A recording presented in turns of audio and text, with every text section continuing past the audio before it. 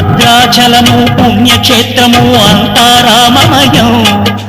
భక్తుడు భక్తుని కొండగా మార్చి కొలువై ఉన్న స్థలం.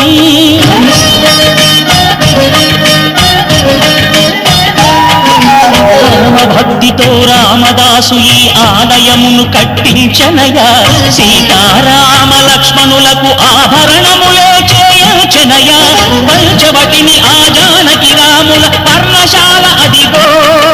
సీతారాములు జలకములాడిన శేషతీర్థమదిగో.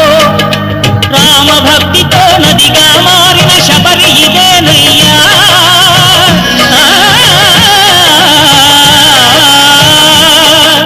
రామ భక్తితో నదిగా మారిన శబరి ఇదేనయ్యా. శ్రీరామ పాదములు నిత్యం కడిగే గోదావరి అయ్యా. ఈ క్షేత్రం తీర్థం దర్శించిన